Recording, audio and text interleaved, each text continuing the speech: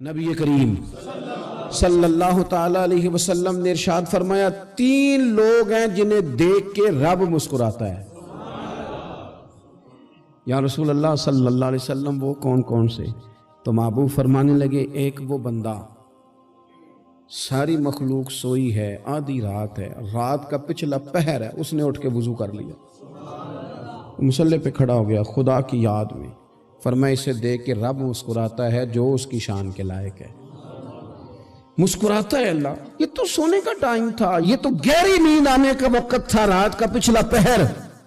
رات پوے تے بے درداں نو نیند پیاری آوے تے درد منداں نو یاد سجن دی ستیاں وی آن جگاوے، اور ساون کی کالی راتوں میں جب بوندا باندی ہوتی ہے وہ راتوں کو اٹھ اٹھ روتے ہیں جب خلقت ساری سوتی ہے، اللہ مسکراتا ہے۔ اور سننا میرے بھائی، میرے نبی پاک صلی اللہ تعالی علیہ وسلم فرماتے ہیں جب مسلمان نماز کے لیے صفیں بناتے ہیں نا، ترتیب لگ رہی ہوتی ہے، اب اللہ کی بارگاہ میں کھڑے ہوں گے، قیام کریں گے، رکوع کریں گے، سجود کریں گے، فرمایا جب مومن صفیں بناتے ہیں تو رب دیکھ کے مسکراتا ہے،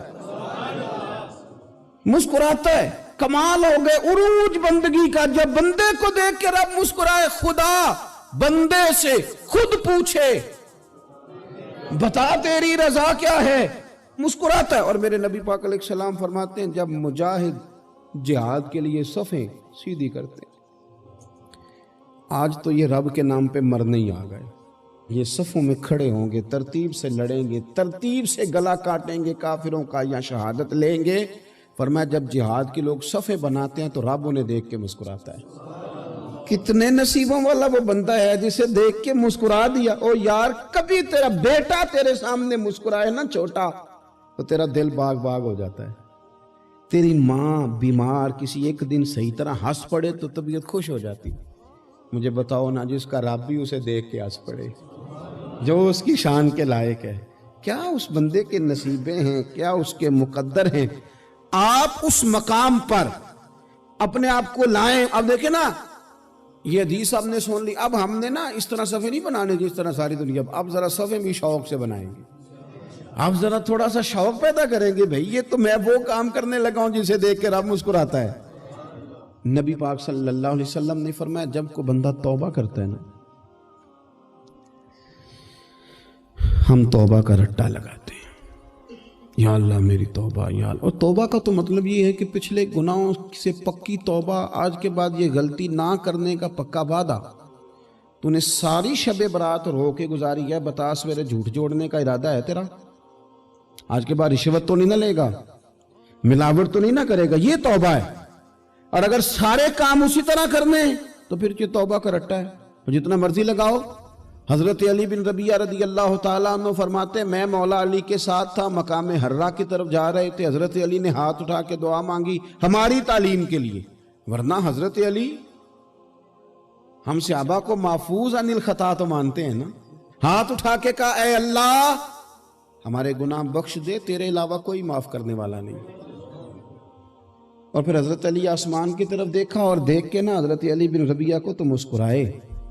حضرت علی بن ربیعہ کہنے لگے حضور مسکرائے کیوں ہو؟ فرمانے لگے ایک دن میں حضور کے ساتھ اسی طرح آیا تھا، اسی طرح حضور نے دعا فرمائی تھی ہماری تعلیم کے لیے، اور پھر حضور مجھے دیکھ کے مسکرائے تھے اور فرمایا جب کوئی بندہ رب کی بارگاہ میں اس طرح استغفار کرتا ہے تو رب مسکراتا ہے، اور مسکرا کے فرماتا دیکھ لو میرے بندوں کو پتا ہے کہ میرے علاوہ معاف کرنے والا کوئی نہیں، انہیں پتا ہے، تم اس کی بارگاہ میں رجوع تو لاؤ، آؤ تو صحیح دو آنسو لے کر۔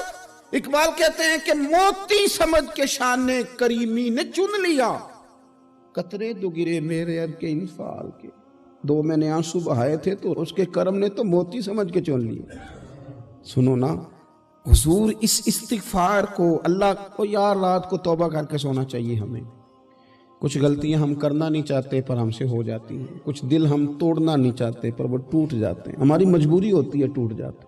رات کو اس کی بارگاہ میں ہاتھ باندھ کے کشکول طلب دراز کر کے خوب استغفار پڑھنا چاہیے کہ مالک بندے ہیں نا کیا کریں، نفس کا ساتھ ہے، دنیا کا ساتھ ہے، خواہشات نفسانیہ، مالک معاف کر دے، درد سے توبہ، رسم نہ ہو، کہانی نہ ہو، लफ्ज ना हो, जुमले ना हो, और जनाब ऐसे लोगों के बीच बड़े हाथ बांध के और बड़ा कोई जरूरत नहीं। आप अकेले अपनी चारपाई पे बिस्तर के अंदर मुंह दे के भी दर्द से कहेंगे ना माफ कर दे, तो वो तो मेहरबानी बड़ा है। मेरे नबी पाक सल्लल्लाहु अलैहि वसल्लम मिसाल देते हैं, फरमाया एक आदमी सहरा में जा रहा, सहाबा से हुजूर खिताब कर रहे हैं, फरमाया एक आदमी सहरा में जा रहा था, उसने अपनी ऊँटनी पे खाना पानी पैसे हर चीज़ रखी हुई थी।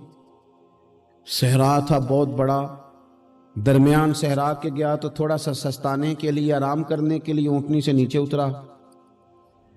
अब उसने ऊँटनी की लगाम, ऊँटनी की नकेल अपने सरहाने के नीचे रखी, हाथ के साथ पकड़ी और सो गया। थोड़ी ही देर के बाद जब उसकी आंख खुली तो देखा ऊँटनी गायब है। सहरा में वो पैदल ना आगे जा सकता है, ना पीछे जा सकता है, ना दाएं ना बाएं, खाने को रोटी नहीं, पीने को पानी का कतरा नहीं, थोड़ा इधर भागा उधर भागा, थक गया। करीम महबूब फरमाते हैं वो पूरी तरह निढाल हो गया और मायूस हो गया, माअज़ल्लाह।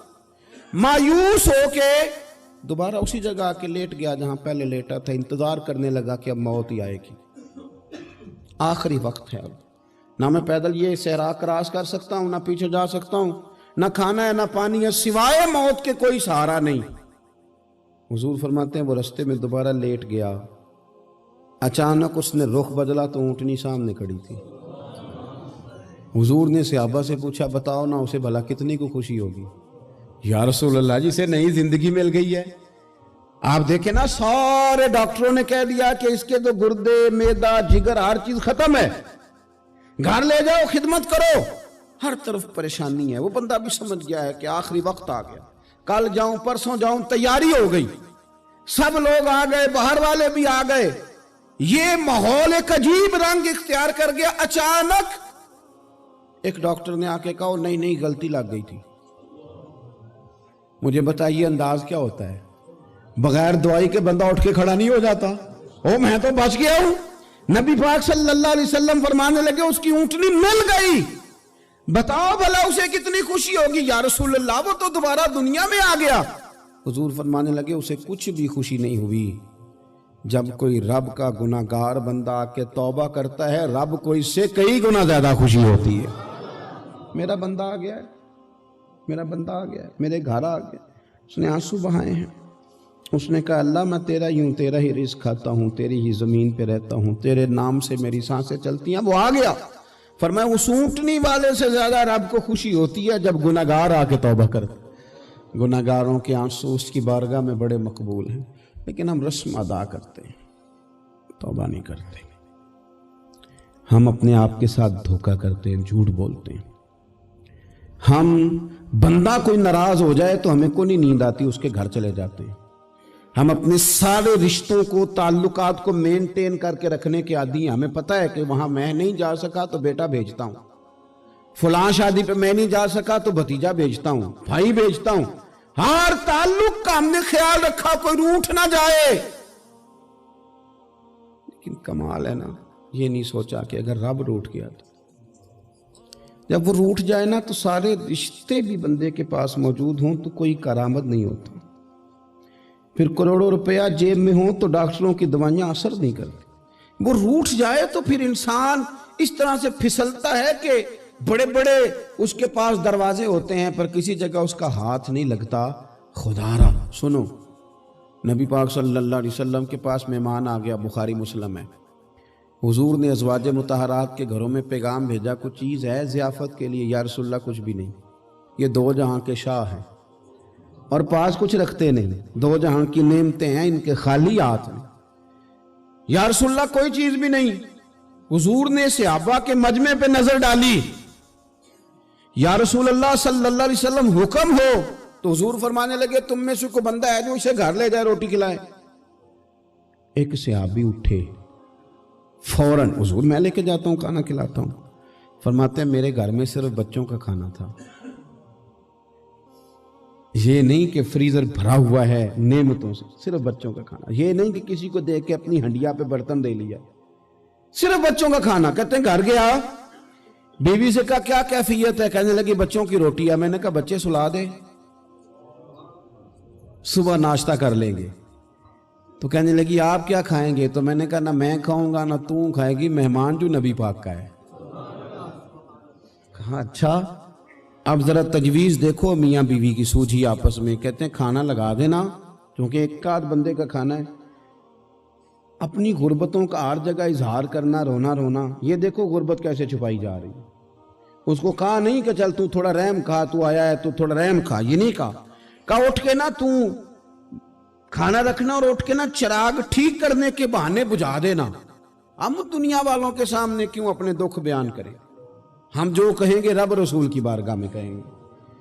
تو نا چراغ ٹھیک کرنے کے بہانے، اہلیہ اٹھی، کھانا دینے کے بعد چراغ ٹھیک کرنے کے بہانے بجھا دیا۔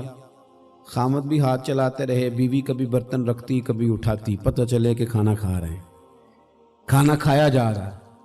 کہتے ہیں مہمان پیٹ بھر کے کھانا کھا گیا۔ یہ کام ہوا رات کے اندھیرے میں، اس وقت ہوا جب چراغ بھی بند تھا، اس وقت ہوا جب کوئی دیکھنے والا نہیں تھا، کسی پڑوسی کو بھی خبر نہیں تھی۔ فرماتے ہیں صبح کے اجالے میں اس مہمان کو لے کے مسجد نبوی میں نے قدم رکھا تو نبی کریم نے فرمایا رات جو تم نے کام کیا ہے نا، اسے دیکھ کے میرا رب بڑا مسکرایا ہے، اللہ بڑا مسکرایا ہے۔ اللہ تر دامنی پہ شیخ ہماری نہ جائیے، ہم دامن نہ چھوڑ دیں تو فرشتے وضو کریں۔ یہ شان ہے صحابہ کی۔ نبی کریم علیہ السلام نے فرمایا رب رات مسکرایا تیرا یہ انداز دیکھ کے، اور اس نے قرآن نازل کیا وَيُؤْثِرُونَ عَلَىٰ أَنفُسِهِمْ وَلَوْ كَانَ بِهِمْ خَصَاصَةٌ۔ کچھ لوگ وہ ہیں جنہیں بڑی بھی ضرورت ہو تو دوسروں پر اثار کر دیتے ہیں۔